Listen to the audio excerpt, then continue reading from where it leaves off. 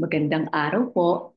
I'm Dr. Cecil Clemente Ocampo, isang dermatologist sa Capital Medical Center at Asian Hospital and Medical Center.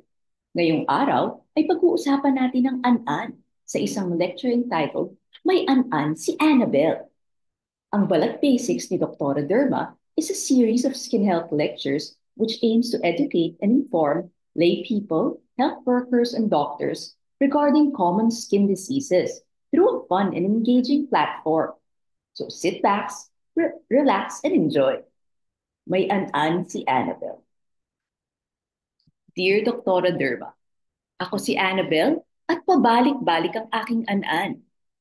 Nagkaroon ako ng mga puting patsi-patsi sa aking likod ngayong tag-init.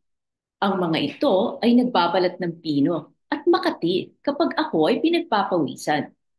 Sabi ni nanay ay fungus daw ang sanhi nito at karaniwang tumutubo kapag mainit ang panahon dahil sa natutuyong pawis. Naalala ko na nagkaroon ako ng ganito dati. Nawala naman nung ginamot, ngunit naulit na naman ngayon. Paano ba maiiwasan ng an-an, Doktora Derma? Huwag kang mag-alala, Annabelle. May lunas ako sa iyong problema. Pero bago natin gamutin, ano ba ang an-an? Ang an-an, or tinea versicolor, ay isang karaniwang sakit na dulot ng fungus na Malassezia furfur na talagang matatagpuan naman sa normal na balat ng tao. Sa mga pagkakataong masyadong dumadami ang Malassezia sa balat, ay nagkakaroon ng an-an. Paano ginagamot ang an-an? Kumonsulta agad sa inyong board-certified dermatologist pag meron kayong sakit sa balat, buhok o kuko tulad ng an-an. Huwag subukang gamutin ang sarili. Huwag mag-self-medicate. Bibigyan kayo ng inyong dermatologist ng instructions at reseta para gumaling ang sakit ninyo. Kasama na dito ang antifungal creams, lotions o shampoo, antihistamines at iba pang para sa kati at iba pang mga pamahid kung kailangan. Sundang mabuti ang mga instructions ng doktor para mabilis gumaling at walang side effects na maranasan. Kung may simptomas pa rin pagkalipas ng 1 week, ay bumalik kayo sa inyong dermatologist. Mga dapat tandaan. Number 1, maligo pagtapos pagpawisan para maiwasan ang pagtubo ng fungus.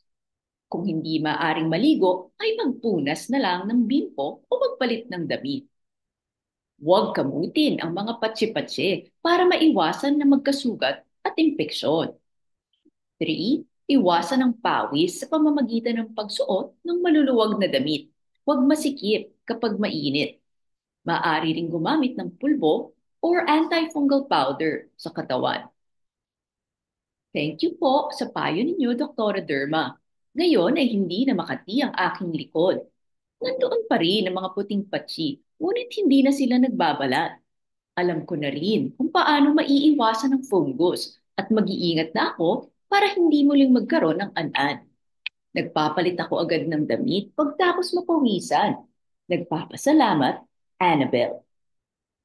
Alam ba ninyo, nag-iiba ang kulay ng an-an depende sa kulay ng tao.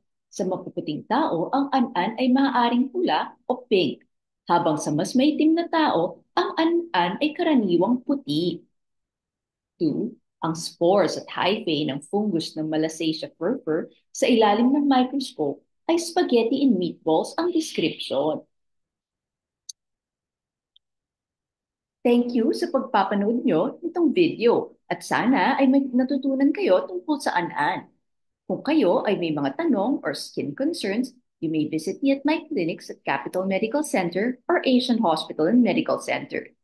Maaari niyo rin pong panoorin ang mga ibang Doktora Derma videos sa YouTube, Facebook, TikTok at Instagram. Just search po for Doktora Derma. Until the next video, hope to see you all again.